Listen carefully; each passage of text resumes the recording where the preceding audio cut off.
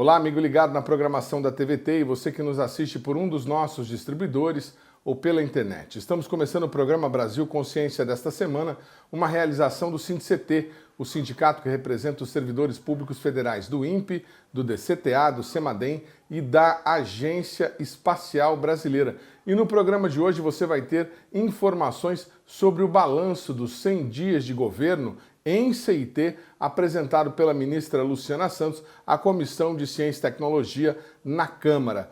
Você também terá informações sobre a unidade do INPE em Cuiabá, no Centro Geodésico do Brasil, que é responsável pelo monitoramento dos nossos satélites. A unidade completou 50 anos neste mês.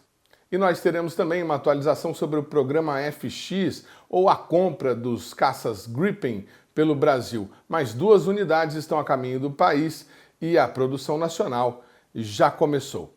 Antes, porém, a gente vai abrir espaço nesse programa para uma informação que muita gente já sabia, mas que alguns, principalmente num governo que passou aí recentemente, insistiam em negar. E é por isso que é importante a gente ressaltar. Os institutos públicos de pesquisa brasileiros, os ICTs e as universidades, são responsáveis pela maior parte da produção da ciência nacional, num percentual de 70% pelo menos. Os dados foram divulgados na última quarta-feira pelo Ministério de Ciência e Tecnologia em um evento comemorando o Dia Internacional da Propriedade Intelectual. Veja. É convidada agora, então, a mesa para a apresentação dos dados consolidados da Política de Propriedade Intelectual do Brasil, Denise de Almeida Pereira, analista em Ciência e Tecnologia, responsável pela consolidação dos dados da Política de Propriedade Intelectual das instituições científicas, tecnológicas e de inovação do Brasil. Os dados foram coletados por meio do relatório do formulário para informação sobre as políticas de propriedade intelectual das instituições científicas, tecnológicas e de inovação do Brasil. Esse formulário se chama Formict. Conforme estabelecido no artigo 17 da Lei de Inovação, as ICTs públicas e as ICTs privadas beneficiadas pelo poder público devem enviar anualmente essas informações ao MCTI. Já as instituições privadas não beneficiadas pelo poder público, elas podem enviar de forma voluntária e as ICTs que informaram estão incorporadas ao relatório Formict. Com relação ao percentual de ICTs por região do Brasil, nós podemos observar que praticamente 70% das ICTs estão concentradas na região Sudeste e Sul, né? Mas esse percentual vem diminuindo ao longo dos anos. Com relação aos pedidos de proteção,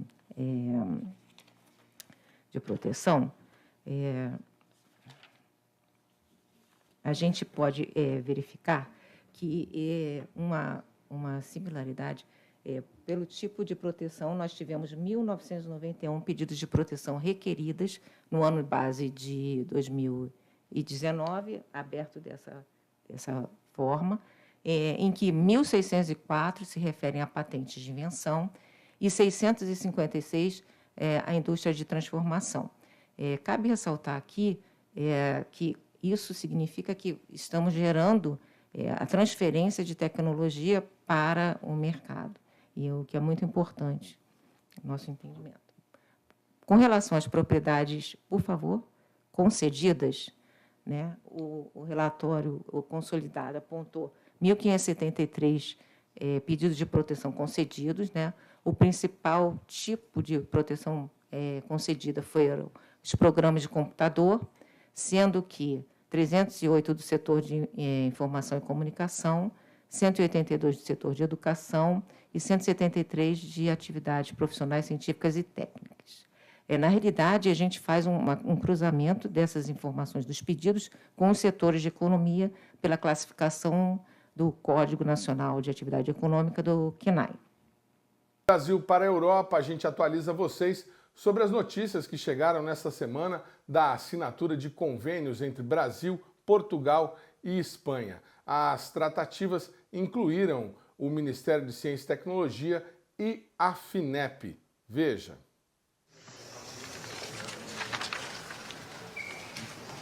Agora, o acordo assinado na área de pesquisa científica, uma carta de intenções para a coordenação de projetos bilaterais de desenvolvimento e inovação tecnológica entre empresas brasileiras e espanholas. As áreas prioritárias desse acordo são saúde, meio ambiente, mudança climática, transição energética, alimentos, indústria 4.0, produção sustentável, mobilidade e transporte, tecnologias da informação e comunicações. Você confere neste momento a assinatura do acordo. Esta é a ministra da Ciência e Tecnologia, Luciana Santos.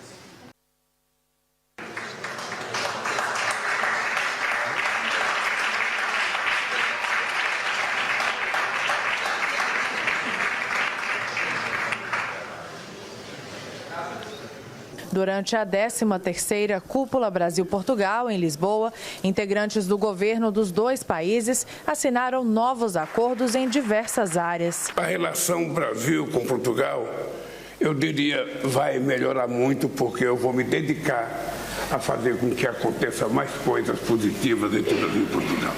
Que mais empresas brasileiras venham para Portugal, que mais investimentos brasileiros venham para Portugal e que mais investimentos portugueses vão para o Brasil e que mais portugueses também vá para o Brasil, para morar, para trabalhar e para investir. O presidente da Embratur, Marcelo Freixo, também assinou um acordo bilateral com o Ministério do Turismo de Portugal. Há também um acordo entre a Agência Espacial Brasileira e a Portugal Space para a troca de experiências e cooperação mútua. Você tem que antes desenvolver essa troca, né, de sabedorias, de inteligência, né, de desenvolvimento de pesquisa, para saber o que é que Portugal tem de acúmulo sobre isso, o que é que o Brasil tem para possibilitar um outro patamar. Ela envolve TI, ela envolve várias outras cadeias da área tecnológica muito estratégicas. Em Portugal, além dos acordos governamentais, a comitiva brasileira também participou da assinatura de um acordo entre a Embraer e empresas portuguesas para a fabricação de uma nova versão do Super Tucano em território português.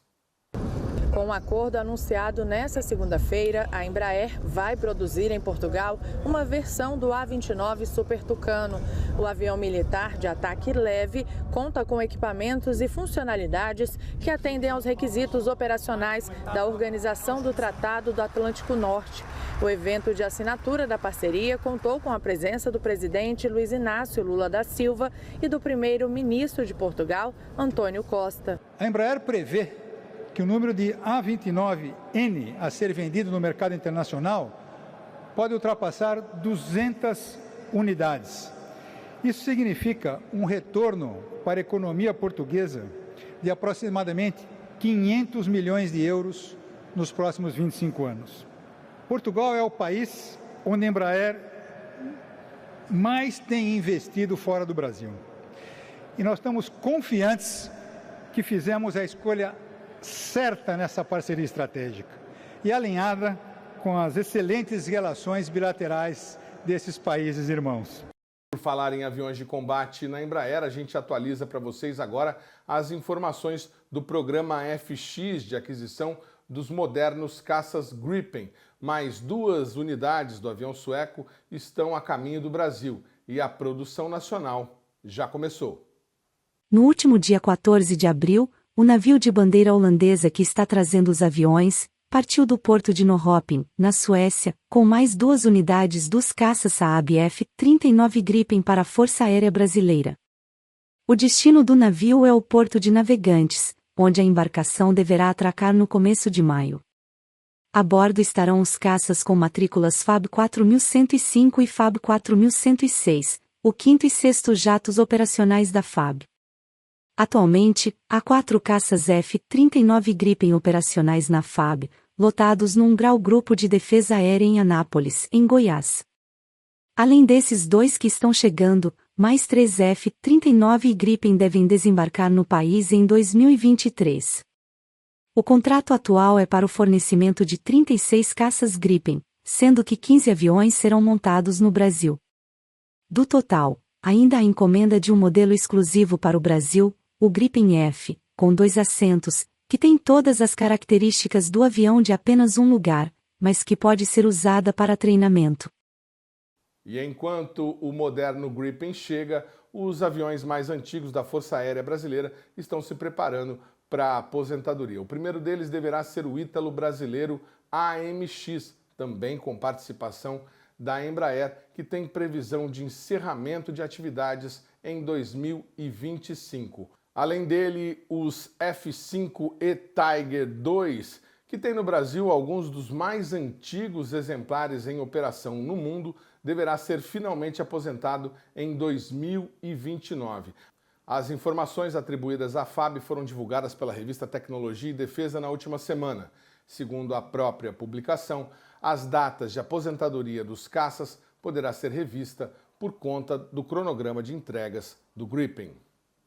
A gente continua falando agora sobre a aviação de combate brasileira para lembrar vocês que no último dia 22 de abril foi comemorado o Dia da Aviação de Caça Brasileira. A data remete ao dia de combate em que o primeiro grupamento do gênero do Brasil efetuou 44 missões no mesmo dia, em abril de 45, durante a Segunda Guerra Mundial. Para celebrar a data, a Aeronáutica Brasileira preparou um vídeo com o qual a gente encerra esse bloco.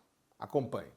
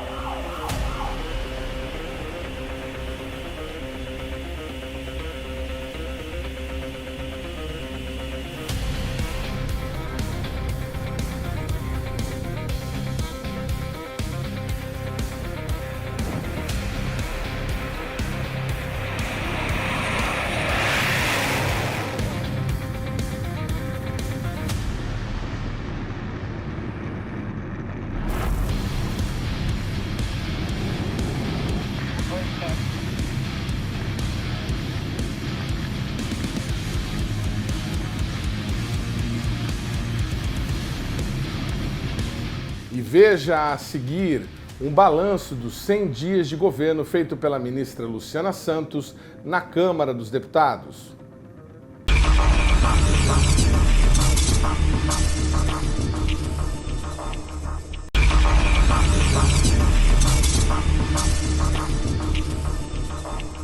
Segundo bloco, o programa Brasil Consciência agora faz um balanço do que foi a audiência pública da ministra Luciana Santos no Congresso Nacional diante dos deputados que compõem a Comissão de Ciência e Tecnologia na Câmara. Acompanhe os principais momentos.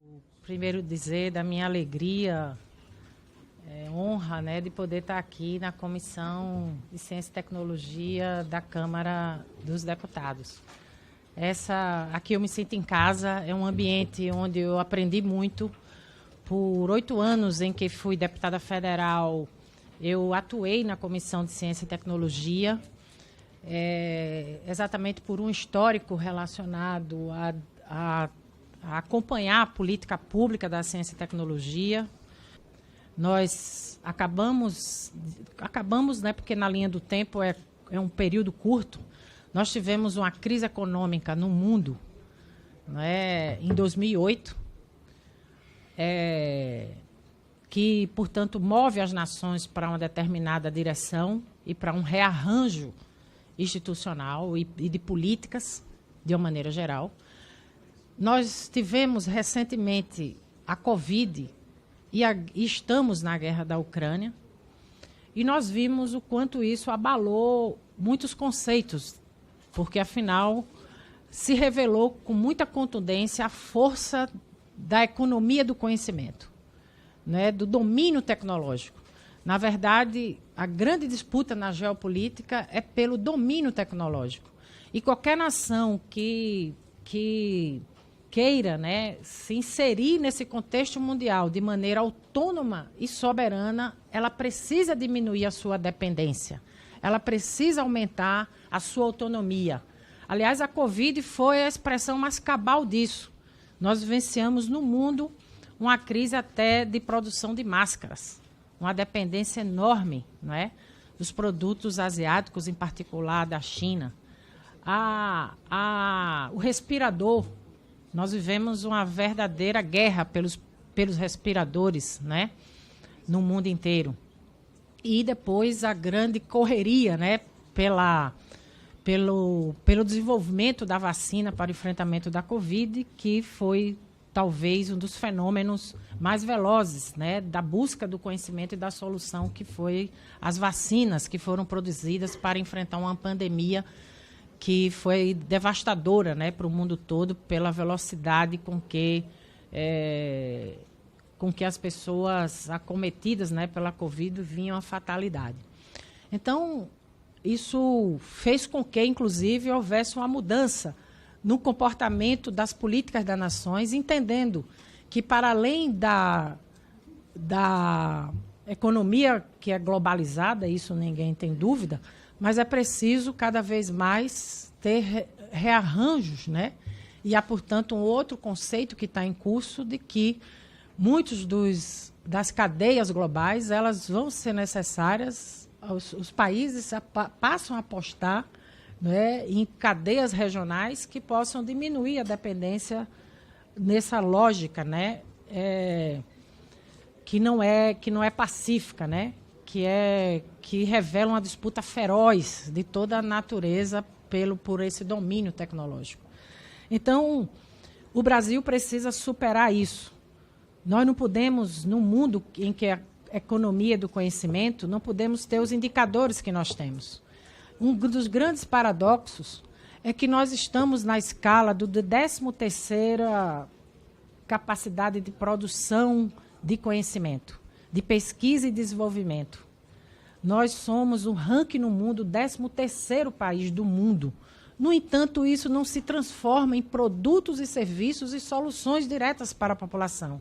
Porque quando vai para a inovação, que é a fase em que esse conhecimento se traduz em produtos e serviços, nós somos o 64º ranking mundial. Esse é um paradoxo que nós temos que resolver. Além disso, nós temos o potencial inigualável. Talvez nenhuma potência no mundo tenha as condições naturais que o Brasil tem.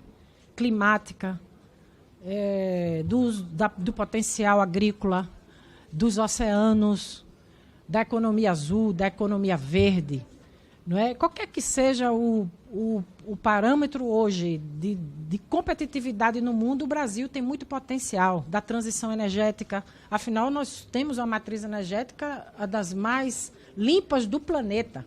E tudo isso nos dá autoridade, nos dá condições. Nós também lideramos muitas áreas do conhecimento, porque houve apostas, porque houve decisão política num determinado momento histórico. Nós fizemos isso com a aviação. Nós hoje somos a 3ª potência em produção de aviões, seja de defesa, seja comercial no mundo, por conta de uma decisão política de ter a Embraer como uma empresa estatal que cumpriu um papel decisivo no domínio tecnológico, e até hoje nós lideramos. Assim aconteceu em relação ao petróleo. Não é? Nós somos, através da Petrobras, a maior potência do mundo em extração especializada, né, na energia da cadeia produtiva do petróleo, e que, portanto, essas foram apostas que foram feitas. E que nós precisamos entender que o Brasil tem dimensão continental, tem inteligência suficiente, o que precisa ter decisão política para fazer escolhas e para poder apostar nesses processos de inovação e de domínio naquilo que seja mais proeminente, né? Que sejam aquelas soluções que permeiam as cadeias produtivas, como é a energia, como é a informática, a ciência da computação. Tudo isso são questões que nós precisamos dar conta.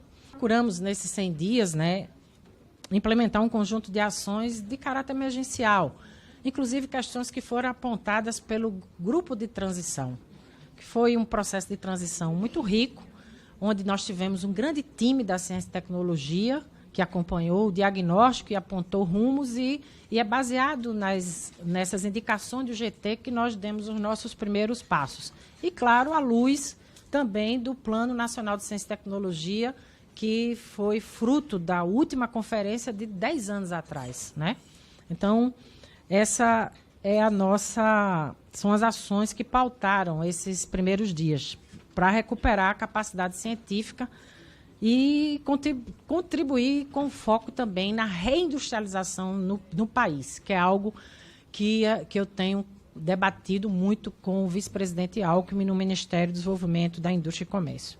Então, nós fizemos uma retomada do diálogo com a comunidade científica e acadêmica. Nada mais, nada menos, né, foram realizadas 177 reuniões com diversos setores da sociedade, incluindo entidades da comunidade científica e acadêmica do setor produtivo, e visitas, né? São muitas visitas às instituições que nós fizemos durante esse período. Uma das questões que era unânime entre as entidades era a necessidade da reestruturação do Conselho Nacional de Ciência e Tecnologia. Historicamente, o presidente Lula sempre participou do Conselho Nacional por entender e por dar o peso político que a política de ciência e tecnologia merece. O presidente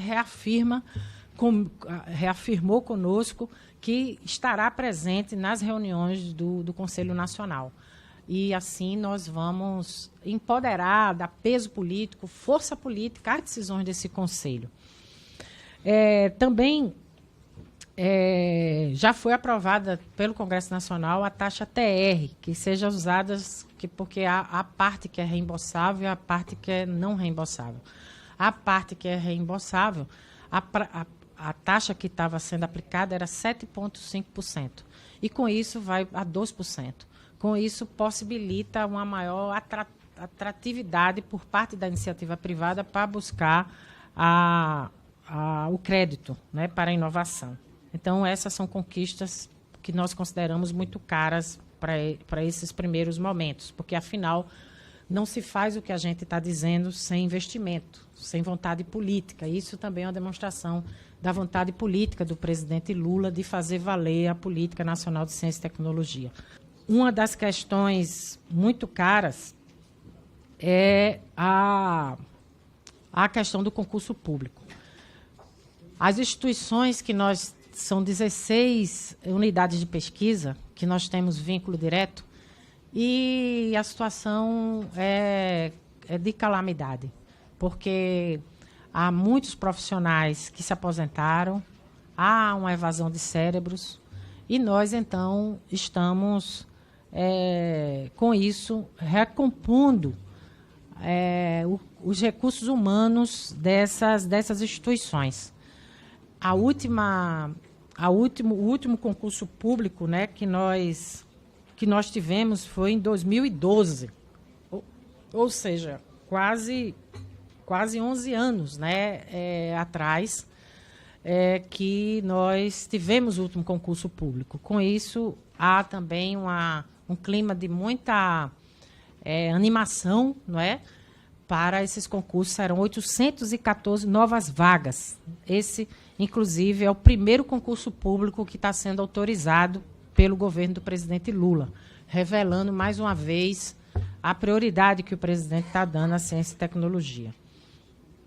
Também nós tivemos o reajuste das bolsas, né? Foram 258 mil estudantes e pesquisadores que foram contemplados com CNPq e CAPES. Isso representa investimento de 2,38 bilhões na pesquisa científica e avança na correção dessa defasagem de 10 anos, porque há 10 anos não havia nenhum tipo de aumento, né, de bolsas. Nós já liberamos, nesses primeiros meses, até 14 de abril, nós já liberamos R$ 1 bilhão em operação de crédito na FINEP. O volume é mais do que o dobro do valor desembolsado no mesmo período do ano passado. Então, os recursos vão apoiar a inovação, né? E elas são dessas áreas aí que estão explicitadas: agronegócio, alimentos, combustíveis sustentáveis, tudo no âmbito das linhas estratégicas que nós consideramos para o país. Então, confirmada a TR, isso vai dar mais ainda possibilidades de aumentar a busca, né, pelo crédito da FINEP. Um assunto que também que foi indicação do grupo de transição, foi a retomada da CEITEC. A CEITEC é uma empresa, né, que foi decidida em 2008 pelo presidente Lula, para dar conta de um dos setores mais estratégicos que perpassa toda e qualquer atividade cotidiana das pessoas, do passaporte ao monitoramento de doenças na pecuária, a garantia, não é, nos veículos, monitoramento veicular, ou seja, um conjunto no smartphone, em qualquer coisa da nossa vida tem os chips, né, que são circuitos integrados em miniatura de placas que perpassam tudo que é a atividade humana hoje. E não é possível que a gente não tenha nenhum tipo de inserção e nenhum tipo de nicho tecnológico. O que é que se diz muito sobre isso, né? De que esse é um debate que traz polêmicas no âmbito científico e traz polêmicas no âmbito geral, né? De como é que você vai se inserir. Eu só quero dizer que a CEITEC, ela já mostrou a que veio, mesmo antes de ser liquidada. Ela chegou a produzir 165 milhões de chips, seja para passaporte, seja para pecuária, seja para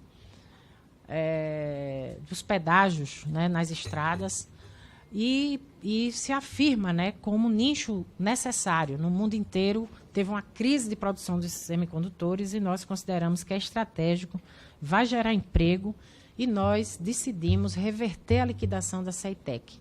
Hoje há um professor da Universidade Federal do Rio Grande do Sul, professor Cadelha, que é especialista no assunto, e ele é o liquidante para não liquidar.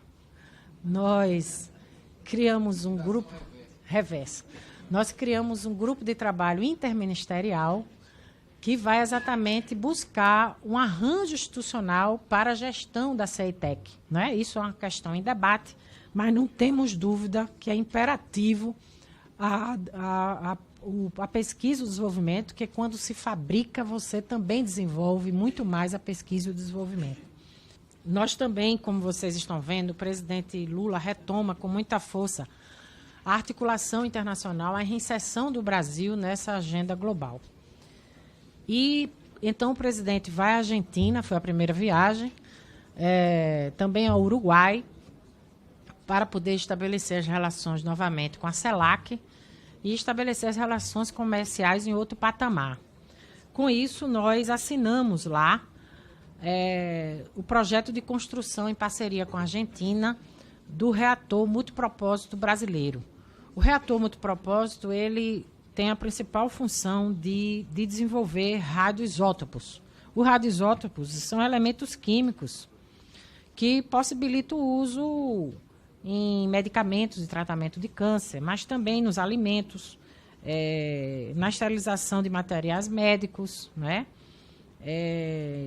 Nos radiofármacos, ou seja, há uma abrangência muito grande na utilização dos radioisótopos e que o Brasil, com o reator multipropósito brasileiro, vai poder ser vanguarda numa área que é também muito estratégica. Então, ele será implantado em Peró, em São Paulo, pela Comissão Nacional de Energia, e o custo estimado é de $500 milhões. Também nós estabelecemos, na última viagem, que foi à China, o CIBER 6, o satélite de sensoriamento, que é fruto de acordo de comparação com a China, ela vai possibilitar uma nova tecnologia, que é o radar de abertura sintética, que garante que a gente use, para além dos sensores ópticos que existia nos 3 satélites que hoje fazem o imageamento do território brasileiro, que é o Cibers 4, não é? o Cibers e o Amazon 1, que é exclusivamente, genuinamente brasileiro. Essa é uma parceria que vem desde a década de 80, desde quando se estabeleceu no Brasil o Ministério da Ciência e Tecnologia, e a gente tem as condições, portanto, de monitorar as queimadas, os recursos hídricos, as áreas agrícolas, o crescimento urbano, a ocupação do uso do solo e o monitoramento dos desastres naturais. Então, também aí uma grande...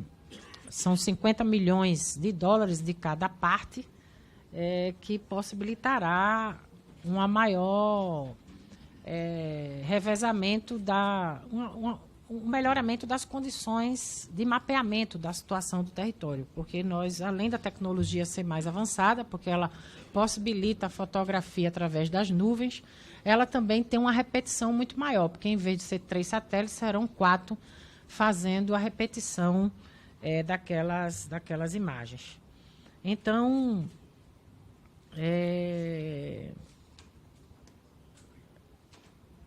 com isso,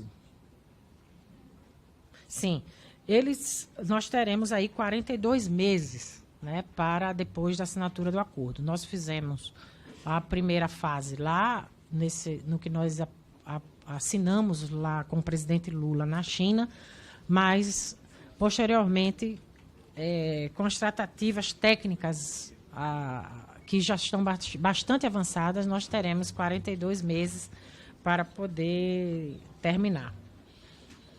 Esse também é um grande clamor nacional. Os laboratórios ficaram obsoletos com a falta de investimentos.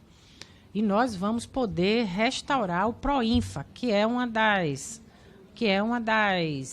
ações estratégicas de maior vigor num ciclo político anterior do país em que nós estivemos no governo e que garantiu a modernização da nossa infraestrutura. Nós temos uma base moderna, à altura dos desafios, ao contrário do que se falou, né? Nós somos espaços de grande produção científica no nosso Sistema Nacional de Ciência e Tecnologia público, e nós queremos que eles permaneçam com esse protagonismo. Então, essa é uma das ações importantes. Complexo Industrial de Saúde. A deputada Jandira Fegali foi presidente da subcomissão que fez um diagnóstico e proposições sobre o Complexo Industrial de Saúde o ano passado. E muitas das questões que nós estamos considerando é exatamente baseado nesse relatório produzido pela Câmara dos Deputados. Por isso, mais uma vez, reafirma a importância dessa instância como subsídio, como monitoramento, como não só monitoramento fiscalizador, mas como proponente de políticas públicas. Então, a saúde é estratégica, né? Aqui eu já falei antes, 10 países no mundo possuem mais de 80% dessas patentes. E nós temos nada mais, nada menos, um déficit de 20 bilhões de reais na balança comercial, pelo grau de dependência que nós temos, tanto de insumos para fármacos, medicamentos, hemoderivados, substâncias para diagnósticos e também de equipamentos. A maioria dos nossos equipamentos utilizados na saúde pública brasileira de diagnóstico, eles são importados. E nós precisamos ter domínio tecnológico sobre isso. E, para isso, nós vamos procurar fazer a rede PROIFA, que é uma rede dos insumos farmacêuticos ativos, que vocês sabem que muitos países no mundo tiveram condições de produzir vacina, mas não tinham os IFAs. Foi o nosso caso. Nós desenvolvemos, em parceria do Butantan, a Coronavac com os chineses, mas não tínhamos IFAs. a Fiocruz com a Oxford, AstraZeneca, mas não tínhamos os IFAs. E o mundo todo, né, não tinha suficiente. Então, nós temos condições técnicas e científicas para produzir IFA, e essa é uma decisão que nós estamos construindo com o Ministério da Saúde, com a OPAS, até para nos tornar um hub internacional, pela potencialidade que nós temos. Nós podemos fazer isso para a América Latina e até para a África.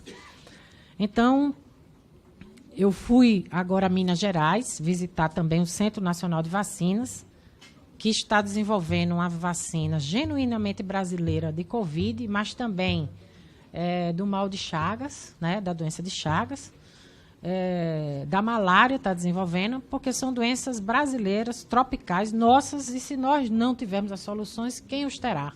E é para isso que existe a ciência, é para isso que existe a nossa inteligência.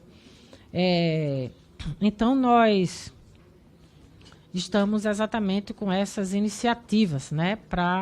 E o principal foi a retomada do comitê, do grupo executivo do comitê do Complexo Industrial de Saúde, que foi iniciativa do Ministério da Saúde, que é o grupo executivo do Complexo Econômico Industrial, que foi lançado há 2 semanas atrás, né? Então, é um grande passo que nós damos à retomada desse grupo executivo pela importância que tem o Complexo Industrial de Saúde. Por fim, o clima, né? Mudanças climáticas, que todos sabem o quanto isso impacta na realidade brasileira. Então, esse é um assunto transversal que atinge saúde, infraestrutura, segurança e a vida, né, das pessoas. Então, a gente tem um simulador nacional de políticas setoriais de emissões, que são ferramentas, né, do governo federal, que é capaz de projetar cenários para redução. A plataforma Adapta Brasil, que apresenta informações sobre risco do impacto climático para todos os municípios brasileiros, né? Então, ele permite que os gestores possam atuar de maneira planejada. Então,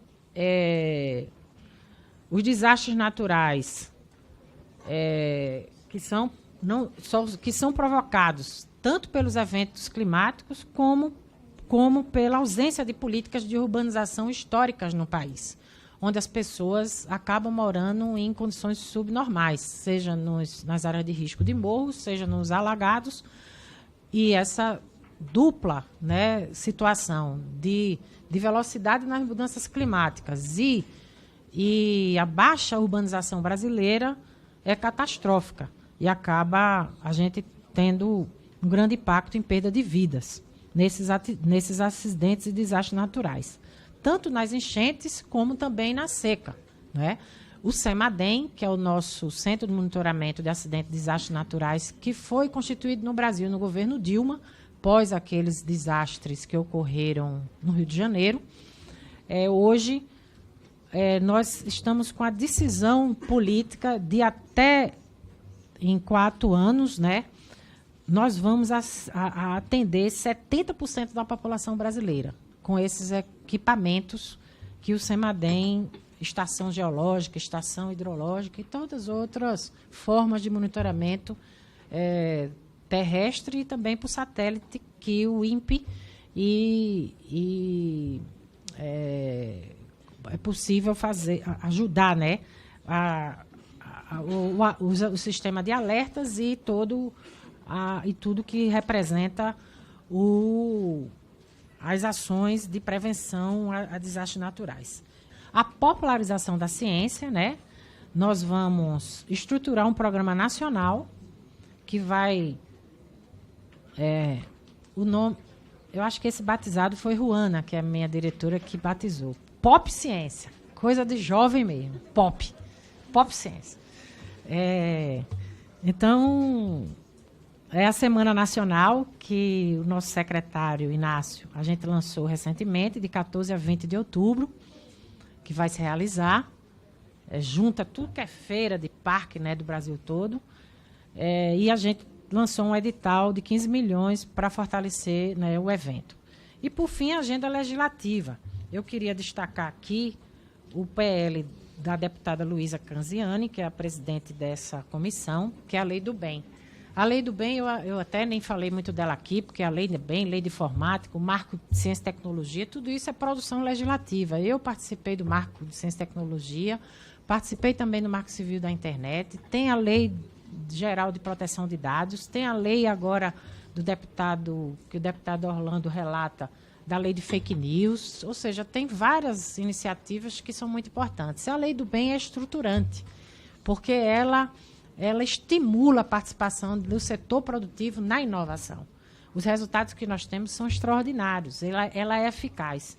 E o que a deputada Luísa Canziani propõe é que o que ocorre é que ele tem um prazo muito curto para executar. E ela propõe que se estenda por mais um ano, os restos a pagar, aquilo que não conseguiu ser executado naquele determinado período. E nós temos a concordância com isso. E queremos que o mais rapidamente possa ir para o plenário do Congresso para que a gente aprove. O outro que eu queria destacar é da autoria do deputado Celso Pancera, que agora é presidente da FINEP, e da deputada Bruna Furlan, do PSDB de São Paulo, que é o Fundo Social do Petróleo. Nós também queremos dinheiro para a ciência e tecnologia do Fundo Social do Petróleo. Eu sei que todo mundo quer, o meio ambiente quer, a educação quer, mas a ciência e tecnologia precisa e ela tem uma inserção com a educação, não é? E também o texto de acordo que também tramita aqui, que é do CERN, para que a gente dê sequência a esse patrimônio brasileiro que é o nosso síncroto de luz do CNPEM. Então, com isso, eu agradeço e estou aqui à disposição de vocês para uma troca de ideias. Um grande abraço. O programa Brasil Consciência vai para um rápido intervalo e, na sequência, você conhece um pouco da unidade do INPE que fica no Centro Geodésico do Brasil. Um instante só, não sai daí.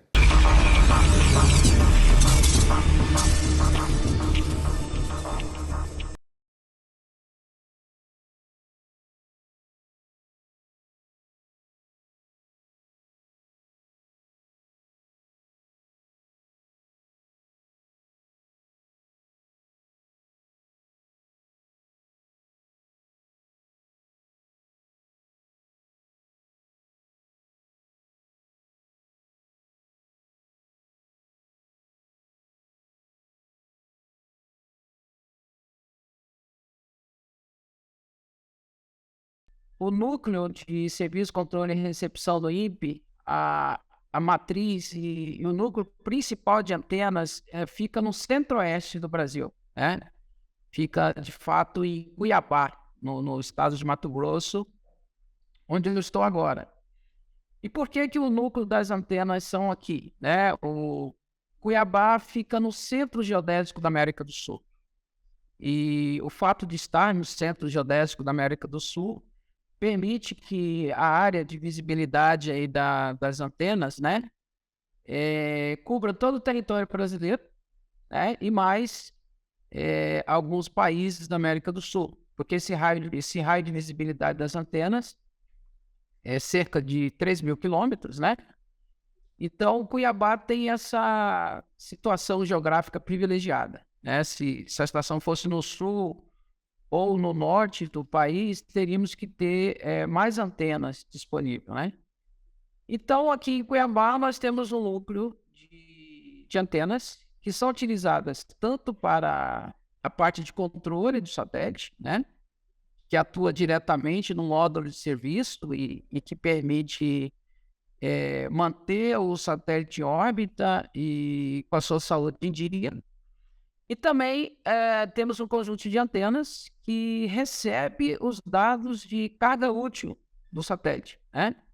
Essa carga útil ela pode ser dados de sensoramento remoto, dos satélites que trabalham, que possuem, né, câmeras de imageamento.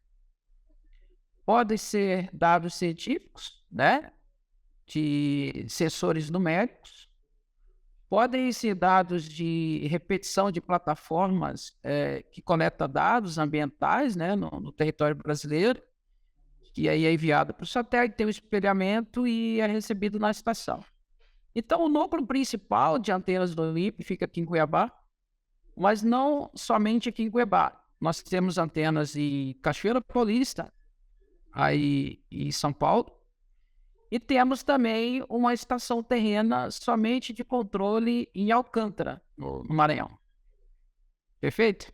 Perfeito, perfeito. Você falou então, recebe os dados e também controla o satélite, ou seja, o Cibers manda para vocês as imagens, vocês recebem as imagens e, se for necessário, vocês também podem fazer algum ajuste, alguma conversão, alguma mudança no posicionamento do satélite, correto? Perfeito. Essa área de operação de satélites, então, ela é dividida em dois núcleos, né? A instituição que detém o satélite, que é proprietária do satélite, ela, além de receber os dados, ela também tem a atribuição de manter a saúde do satélite em dias, né? Para manter a saúde dele em dias, você precisa, primeiro, conhecer a situação dos equipamentos internos do satélite, né? Isso, então, é recebido através de um sinal de telemetria. Então, esse sinal é recebido, geralmente os satélites maiores transmitem na faixa de frequência de banda S. A telemetria é analisada, essa telemetria contém informações de milhares de sensores que tem no satélite, né? Essas telemetrias são analisadas e, eventualmente, são enviados telecomandos, né? Que é um outro serviço que é executado também nessa faixa de frequência de banda S. O telecomando, então, vai servir para ligar um equipamento, desligar, mudar a atitude do satélite, ligar um propulsor para mudar a órbita dele. E não só isso, nós temos também um serviço que fica monitorando qual é a distância do satélite até a estação terrena, que nós chamamos aqui de medida de distância. E medimos também a velocidade radial do satélite em relação à estação terrena. Esses dados nós denominamos de dados de localização, né? Que eles servem para depois passar para um outro serviço que fica no centro de controle e rastreio, aí em São José dos Campos, e que permite determinar a órbita do satélite, né? Então, é feito a determinação de órbita no núcleo que chama de dinâmica orbital, aí no centro de controle de satélites. E essa determinação, então, serve para depurar a posição dele e informar onde é que ele vai estar no futuro ou no passado. Então, com essa informação que é realimentada da dinâmica orbital, nós posicionamos as antenas aqui, né? Na posição inicial ali, onde o satélite vai aparecer no horizonte. E a partir desse instante, existe um sistema de autorrastreio que, somente pelo sinal de RF, acompanha o satélite na sua órbita, que é de órbita baixa e dura cerca de 12 minutos aí de horizonte a horizonte, né? Então, esse é o serviço que eu acabei de citar, né? São os serviços de controle do satélite. Já a parte de recepção, aí depende qual é a carga útil do satélite, né? Os satélites Cibers 4, 4A, o Amazônia, eles são satélites solar síncronos, né? Que possuem câmeras imageadoras embarcadas e que nós recebemos, então, os dados que depois servirão para reconhecer nível de desmatamento, desflorestamento do território brasileiro. Então, a parte de sensoramento remoto vem na banda X, que é uma outra faixa de frequência, né? São recebidas aqui em Cuiabá e aí são direcionadas para Cachoeira Paulista, onde tem o centro de dados e armazenamento de longo prazo. Esses dados, então, são depois processados e disponível aí gratuitamente na página do INPE, num catálogo apropriado para isso. Então, como nós somos proprietários do satélite ao mesmo tempo e também consumimos os dados de carga útil, então nós temos que operar essas duas áreas. Já tem antenas, que nem em Cachoeira Paulista, que são somente de recepção e não atuam nessa parte de controle. As antenas do INPE que atuam na parte de controle ficam somente em Cuiabá e em Alcântara, no Maranhão. E as antenas de recepção ficam em Cuiabá, Alcântara também e Cachoeira Paulista. Bacana. Então, quer dizer, você falou dos cibers e do Amazônia, são 2 cibers, o 4 e o 4A, o Amazônia está fazendo aí pouco mais de 1 ano, 2 anos que está em órbita, se não estou enganado. Perfeito. E agora vocês já tinham os 2, SCD, SCD-1 e SCD-2, e agora vocês estão indo também para mais um satélite, o Spot. Esse, digamos assim, esse congestionamento de satélites tem causado algum tipo de transtorno, de aumento de demanda por trabalho, de pessoal? Como é que está sendo o trabalho agora monitorando quase meia dúzia de satélites aí? Meia dúzia exatamente, né, quando entrar o Spot. Sim, certamente que aumentou um pouco, né, a carga de trabalho e nós estamos num cenário no Brasil ainda que não temos condições de contratar pessoal novo, etc., né? Então tem sido um desafio aqui para o pessoal da operação. Mas em termos de equipamento, como eu citei antes de iniciar a nossa entrevista, foi desenvolvido um sistema novo aí de antena para recepção dos dados do Spot. Até porque o Spot opera numa faixa de frequência, né, distinta da banda X e banda S, do qual nós estamos acostumados, né? O Spot ele opera na faixa de VHF para envio dos telecomandos e na faixa de UHF para recepção. Correto? E como é que é essa estrutura? Aí vocês estão no Centro-Oeste, desculpa, eu comecei a entrevista de maneira equivocada, vocês estão no Centro-Oeste. Como é que é essa estrutura? A gente viu algumas imagens, parece ser um local amplo, bastante plano, inclusive, né? Em que vocês têm algum número de antenas. Estou falando contigo num escritório, né? Eu nunca estive aí nessa unidade do INPE. Como é que é essa estrutura? Quantas pessoas vocês têm aí trabalhando, entre pesquisadores, tecnologistas? O que você tem em mãos aí na unidade de Cuiabá e também lá em Alcântara? Perfeito. Aqui em Cuiabá, a primeira antena ela foi instalada em 1973, né? Foi o primeiro sistema fora dos Estados Unidos para receber dados do que seria a série de satélites Landsat, né? Que até hoje nós também recebemos aqui dados do Landsat 8 e recentemente estamos passando por um processo de checagem, né, para receber também o Landsat 9. Então, a primeira antena foi instalada em 1973, aí nesse caso só para recepção de dados de imagem, né? Então, nós temos imagem do território brasileiro desde essa época, né? História. E fica aqui a 7 quilômetros do centro da cidade, né? Numa área que nessa época era totalmente desabitada, né? E numa área de 32 hectares. E aí nessa área nós temos 9 conjuntos de antenas, né? Quando eu digo antenas, são antenas com refletor parabólico, né?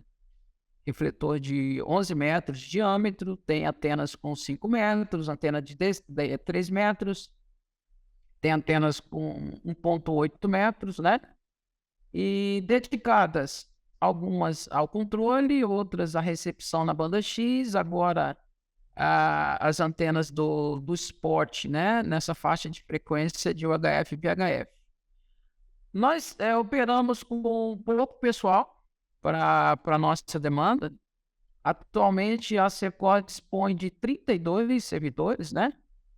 Sendo que desses 32 servidores, 4 são tecnologistas. E aí tem o restante pessoal técnico, né? Dedicado à manutenção das antenas, preventiva, corretiva e etc.